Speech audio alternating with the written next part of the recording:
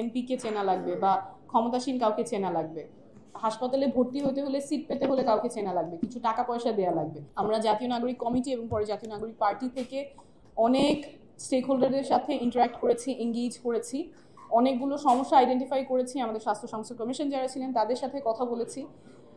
এর মধ্যে সবচেয়ে গুরুত্বপূর্ণ যেটা, যে সবার জন্য যাতে স্বাস্থ্যটা নিশ্চিত করা যায়, স্বাস্থ্যের অধিকার নিশ্চিত করা যায়, সেই জায়গায় আমাদের সবার কাজ করতে হবে। আমাদের এমার্জেন্সি কেয়ার একদমই ভঙ্গুর।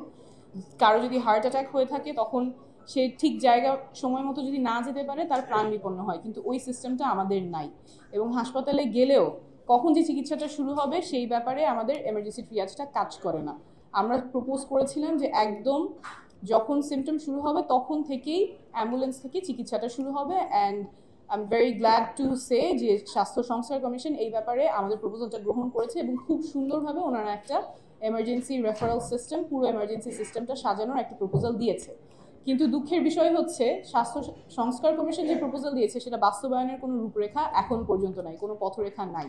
যে এমার্জেন্সি সিস্টেমের কথা আমরা বলছি এবং স্বাস্থ্য সংস্কার কমিশনও প্রপোজাল দিয়েছে সেটা বাস্তবায়ন কবে হবে, কিভাবে হবে আমরা জানি না, কিন্তু এটা আমাদের বাস্তবায়ন করতে হবে। আমাদের প্রাথমিক স্বাস্থ্যসেবা স্ট্রেনথেন করতে হবে, আমাদের মানসিক স্বাস্থ্যসেবা স্ট্রেনথেন করতে হবে।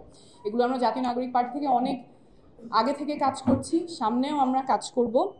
এবং আমাদের ওভারঅল গোল থাকবে স্বাস্থ্য যাতে ক্ষমতার কাছে কুক্ষিগত না থাকে, সবার জন্য যাতে স্বাস্থ্যসেবার অধিকারটা আমরা সংরক্ষিত করতে পারি। কার পকেটে কত টাকা আছে, কার পদবি কি, পদ কি, সেটার উপর ডিপেন্ড করবে না তিনি চিকিৎসা পাবেন কি না।